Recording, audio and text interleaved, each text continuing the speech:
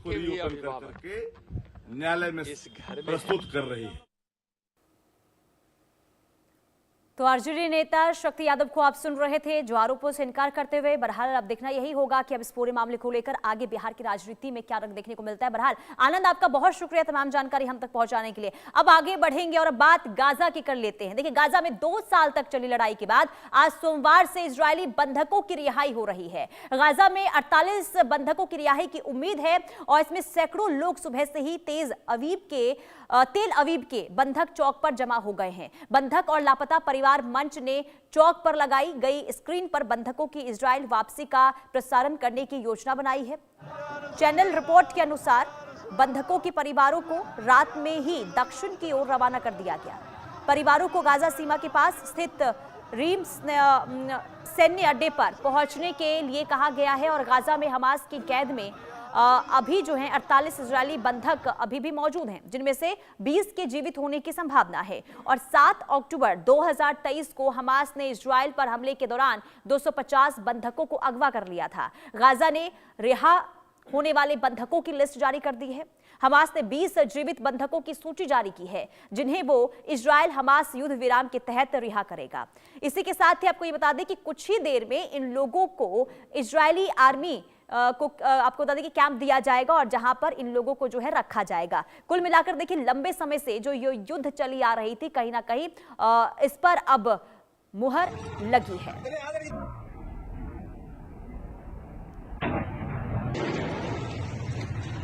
आगे लागे कुड़ी में मारो।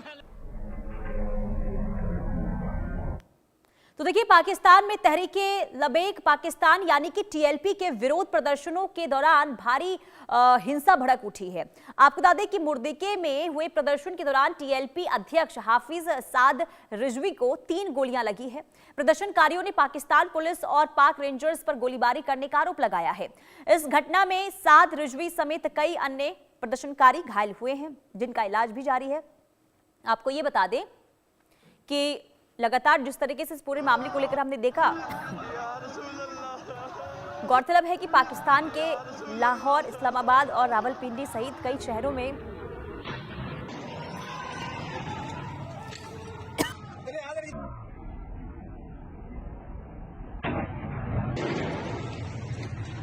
आगे लागे कुड़ी में मारो।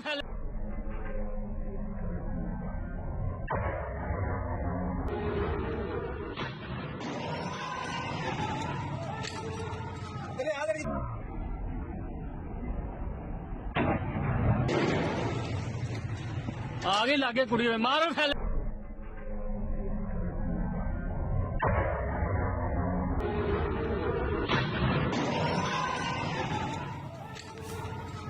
तो देखिए, पाकिस्तान में विद्रोह की लहर देखने को मिल रही है और लगातार जिस तरीके से पाकिस्तान की स्थिति इस वक्त बदहाल दिख रही है, साफ है कि विद्रोह की आग में इस वक्त पाकिस्तान जल रहा है। अब देखिए, टीएलपी अध्यक्ष साद रिजवी को गोली लगी है। इसके बाद वहां पर जिस तरीके से स्थिति बनी है और ये माना जा रहा है कि आने वाले दिनों में पाकिस्तान के जो हालात हैं वो बद से बदतर हो सकते हैं, क्योंकि लगातार इसे लेकर देखिए अब प्रदर्शन भी शुरू हो चुके हैं।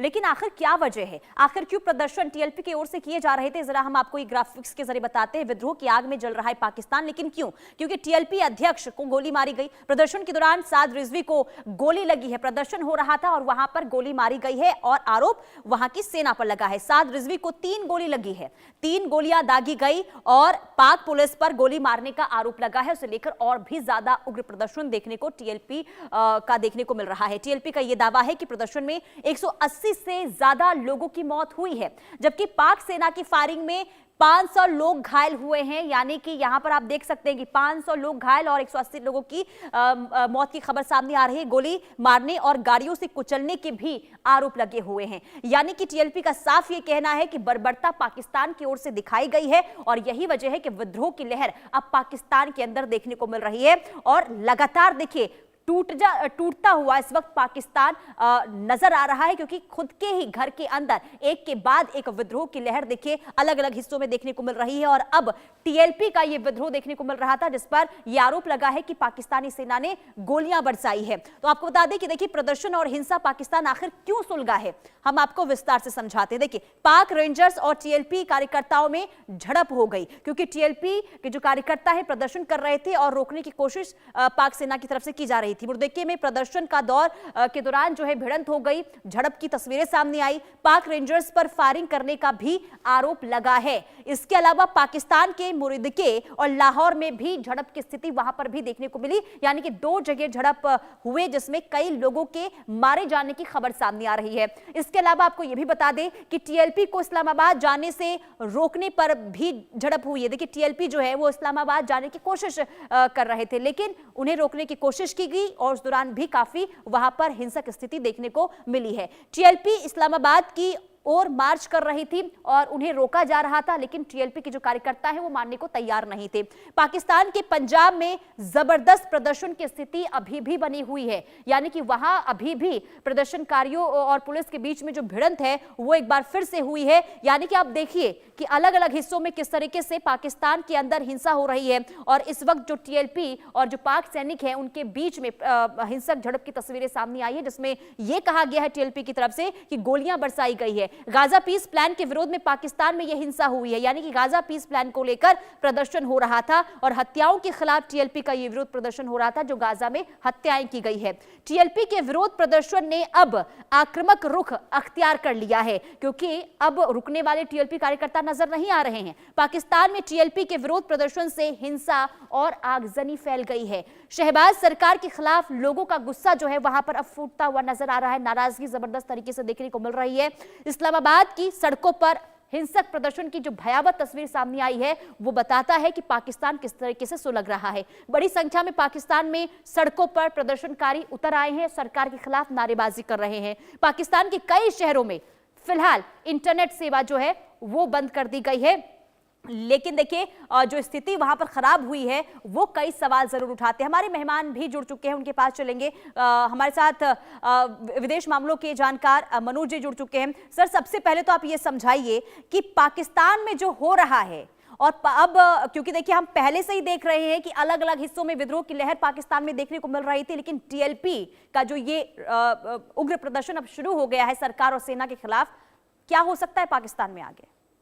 देखिए, पाकिस्तान में जो हो रहा है ये बहुत ही नेचुरल है और ये होना ही है, क्योंकि जिस तरीके से पाकिस्तान ने पहले अपने जमीन और अपने रिसोर्सेज को चाइना को बेचा और अब जिस प्रकार से अमेरिका के साथ वो जाके बिल्कुल उसके गोद में बैठ गया है, और आप देख सकते हैं कि पिछली जो घटनाक्रम घटी है तो उसमें कहीं न कहीं पाकिस्तान पूरी तरीके से अमेरिका के साथ खड़े होते हुए दिख रहा है। और अमेरिका ने जिस तरीके से इंटरवेन किया वहां पे, तो एक चीज समझिए, जो टीएलपी है ये बेसिकली पाकिस्तान आर्मी के द्वारा बनाया गया एक इस्लामिक रेडिकलाइजेशन संगठन है, जो कि वहां चुनी हुई सरकार को ये लोग प्रेशर में लाने के लिए इसका यूज करते थे। लेकिन आज यही पाकिस्तान आर्मी जिस तरीके से गाजा में जो एक इनोसेंट लोग जो मारे गए हैं उनका एक रिलीजियस जो एक प्रोटेस्ट था उसको काउंटर करने के लिए इस तरीके का एट्रोसिटी किया, और जिसमें आप देखिए बड़े वहां के बख्तरबंद गाड़ियों से लगभग 100 से ज्यादा लोगों को कुचल दिया गया है और लगभग गोलीबारी भी की गई। तो इस तरीके का वहां पे एक जनमानस में, और मैं ये कहना चाहता हूं कि आज पाकिस्तान चारों तरफ से जल रहा है, क्योंकि आप देख लीजिए उधर अगर आप खैबर पख्तूनख्वा की तरफ देख लीजिए तो उधर से टीटीपी का भी अटैक वैसे ही है,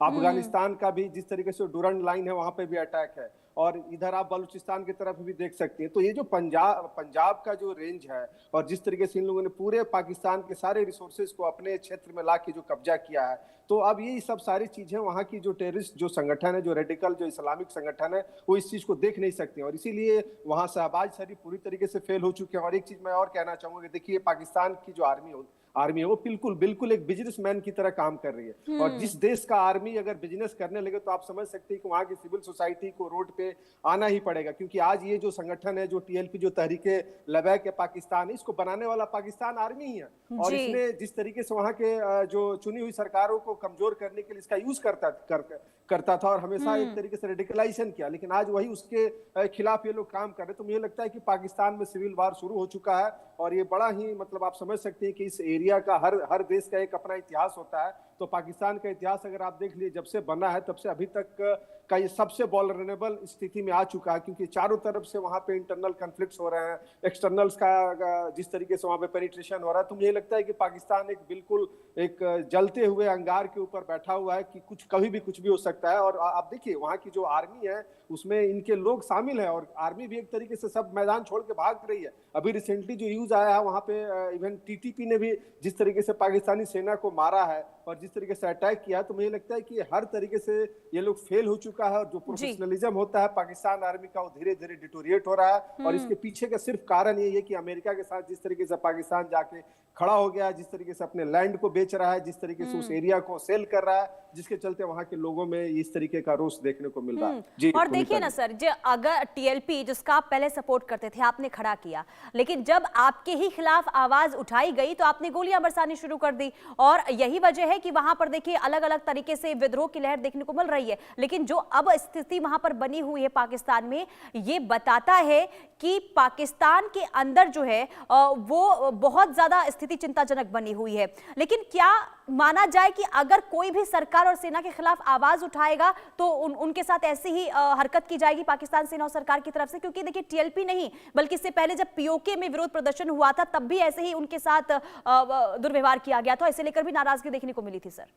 देखिए पुनीता जी, पाकिस्तान का ये हमेशा से इतिहास रहा है, क्योंकि वहां पे कभी भी सिविलियन गवर्नमेंट को मजबूत होने नहीं दिया गया, और जो वहां की आर्मी है वही सारी चीजें अपने समय के अनुसार और अपनी सुविधा के अनुसार डिक्टेट करती है। और किसी भी देश का जो आंतरिक जो कन्फिग्रेशन होता है, जो वहां का सिविल सोसाइटी होता है, उसी का रिफ्लेक्शन होता है। तो वहां की इंडियन आर्मी है बिल्कुल एक तरीके से इस्लामिक रेडिकलाइजेशन के आधार पर घुसी हुई है, और वहां के लोगों ने उसी तरीके की चीजों को पैदा किया है। और आज वो जिस तरीके से गाजा में जो घटनाएं घटी हैं, जिस तरीके से इजराइल और फलस्तीन का जो कॉन्फ्लिक्ट है, उसमें इस तरीके के चीजों को इस्लाम के नाम पे लोग जोड़ के जिस तरीके से प्रोटेस्ट कर रहा था, तो वो कहीं ना कहीं आज अमेरिका के इंटरेस्ट को नुकसान पहुंचा रहा था, और इसीलिए पाकिस्तान आर्मी ने इनके ऊपर अटैक किया। तो मुझे लगता है कि वहाँ की जो सिविल सोसाइटी है वो बहुत ही मजबूत है, और वहाँ के जो लोग जिस तरीके से रोड पे निकल के आ रहे हैं, मुझे तो लगता है कि हो सकता है कि जो शहबाज शरीफ तो जाएंगे ही जाएंगे, उसके साथ साथ मुनीर भी जाएंगे। क्योंकि देखिए अभी आपने पीओके की चर्चा की, तो ऑपरेशन सिंदूर ने जिस तरीके से पाकिस्तान आर्मी को पूरे वर्ल्ड में और इवन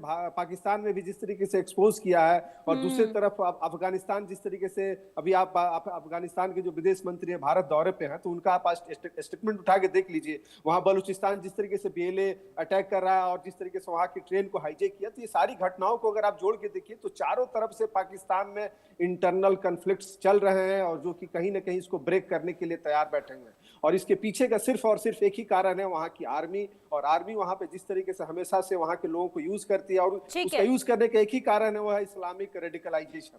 तो मुझे लगता है कि आज वो सारी चीजें निकल के आ रही है, तो इसमें बड़े ही आने वाले समय में पाकिस्तान के लिए बड़ा ही मतलब बैड डे शुरू हो चुका है, और इसका आपको रिपरकशन बहुत ही ज्यादा देखने को मिलेगा। और मुझे लगता है कि पाकिस्तान अब टूटने के करीब पे है। बिल्कुल, पाकिस्तान की उल्टी गिनती शुरू हो चुकी है। ठीक है सर, आप बने रहिए, बड़ी खबर का रुख करते हैं। बड़ी खबर इस वक्त सामने आ रही है। इजरायल